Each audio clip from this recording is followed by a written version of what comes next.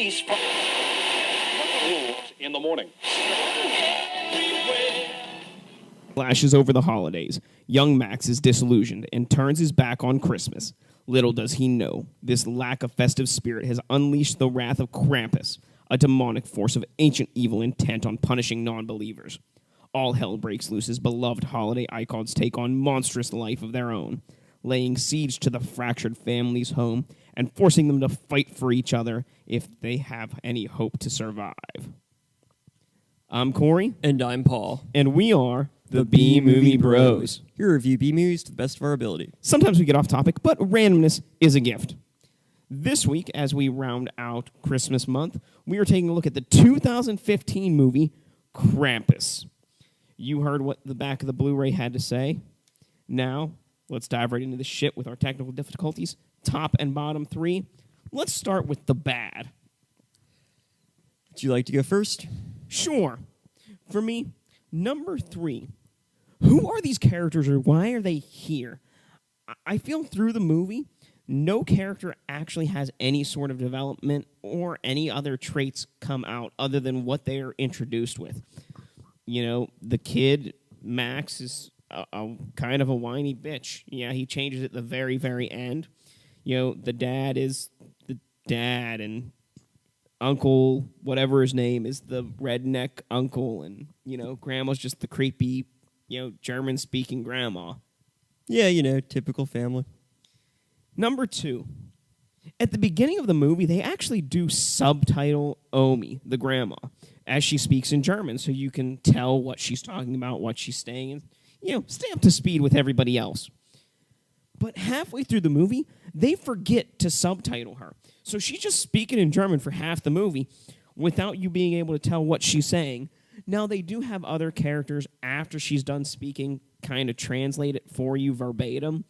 But, you know, be consistent. Either subtitle her or do not subtitle her. For me, number 1, the worst thing about this movie is actually Krampus himself. With the imagination that went into designing the other creatures, these demonic toys and everything, I really expected more than just, you know, a twisted Santa Claus. It's pretty much what I was expecting.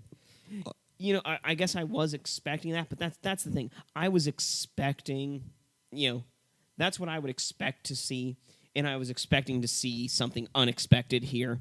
And that's why, for me, it's a big flaw. My only problem with him was he's just standing there with his mouth open like, yeah. So for my bottom 3, number 3 was, it takes a while for this movie to really get entertaining. And Krampus, along with all his minions, are featured far too infrequently. Number 2, this movie was really kind of inconsistent. I enjoyed it overall, the kind of horror atmosphere, and it was kind of goofy, but it just seemed to struggle with maintaining an identity in that kind of theme. I thought it worked overall, but it's kind of annoying when you're not sure if you're watching a horror film or a comedy or something in between. And for number one, Krampus punishes those who lose their Christmas spirit. It seems like some misguided anger to me.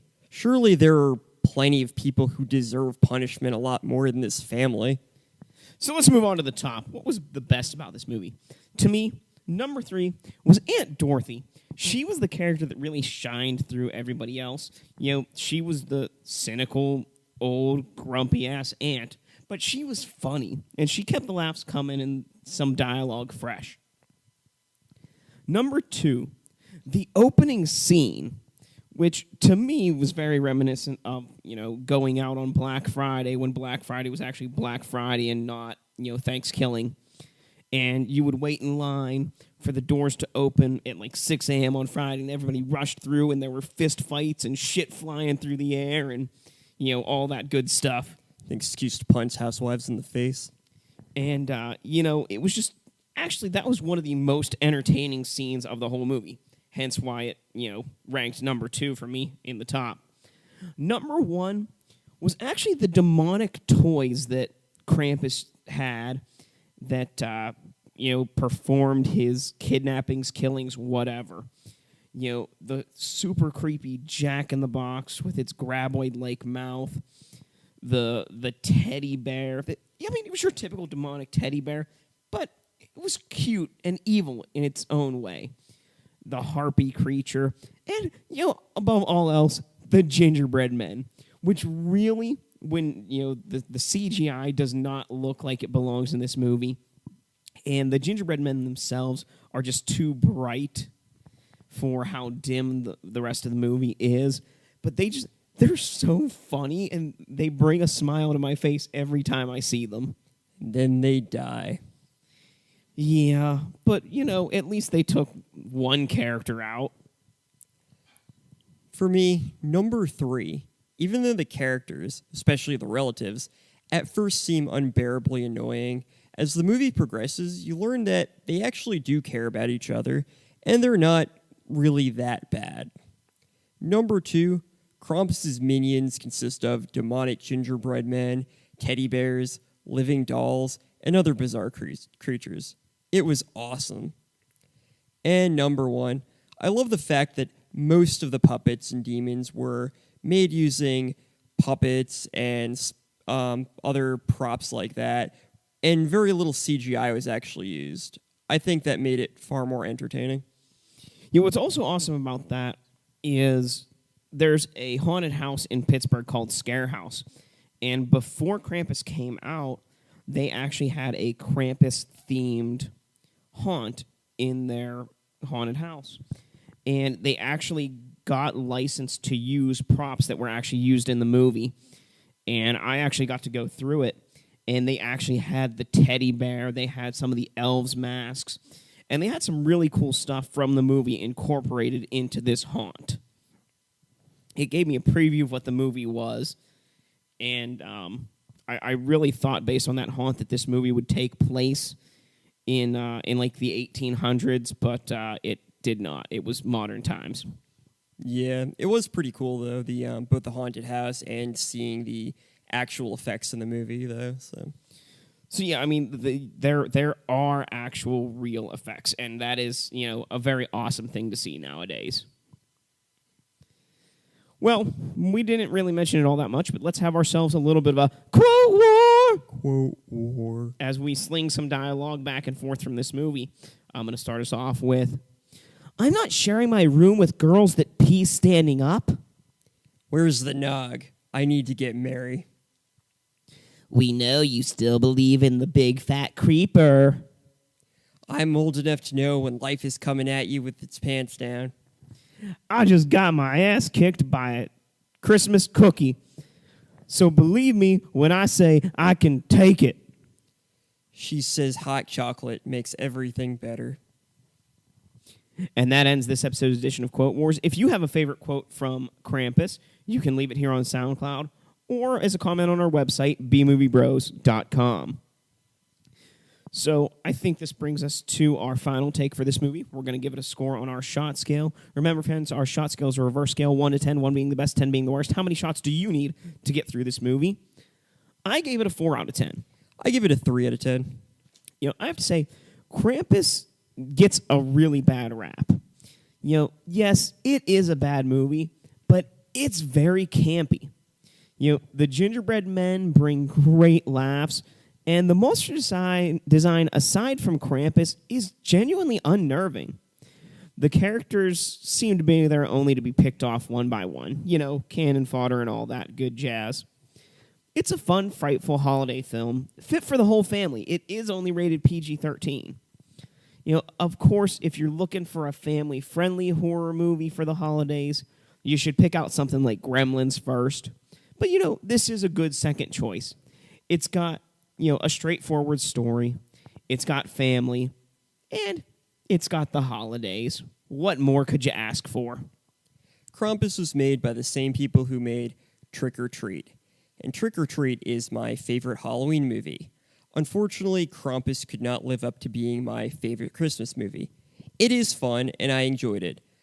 But it's just not nearly as memorable. I wish this movie had been a little bit more consistent, as it seems unsure at times whether it wants to be scary or fun. It may not be a perfect Christmas movie, nor the best Christmas movie, but Krampus is a movie I would definitely recommend to watch during the Christmas season. So there you have it. Now, we know not everyone likes to watch the same kind of shit that we do, so we like to give every B movie we review an A movie companion and tell you why this B movie and A movie are the same exact movie. Just, one is a higher class and standard. So for me, I picked the 1989 classic Christmas Vacation. I picked the 2001 movie Shrek.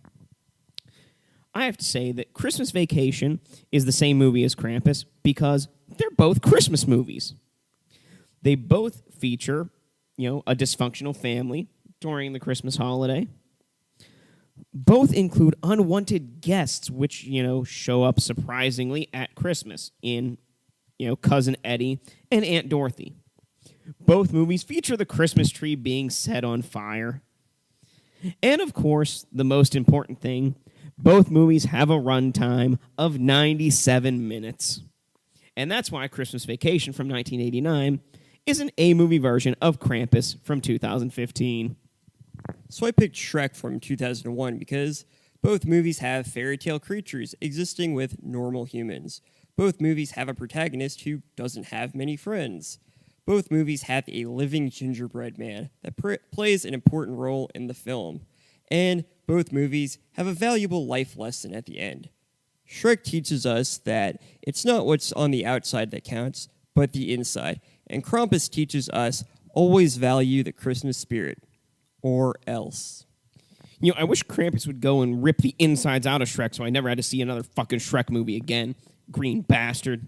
Yeah, the first one wasn't bad, but the other ones are pretty much unwatchable. Yeah, which says a lot because, the first one was pretty unwatchable to begin with. And the rest of them are less watchable. I don't know.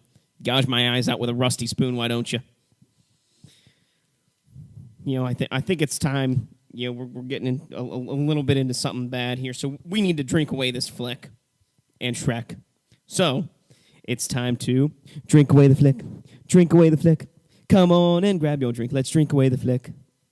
We'll give you some drinking games for Krampus. First me, then Paul.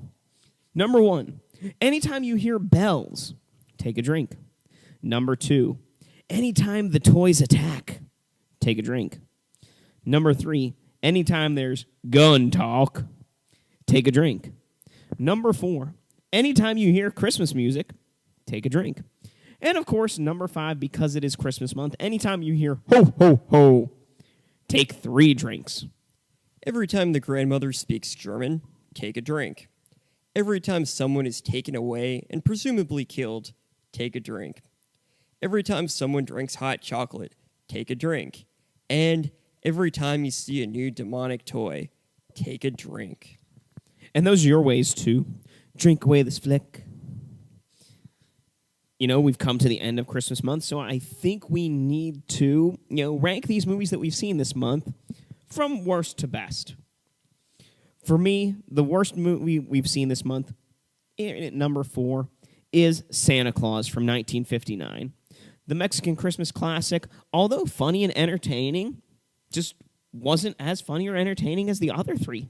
I honestly had a hard time choosing what was going to be on the bottom this month because I genuinely liked all the movies we watched. Number 3, the 1974 slasher classic, Black Christmas.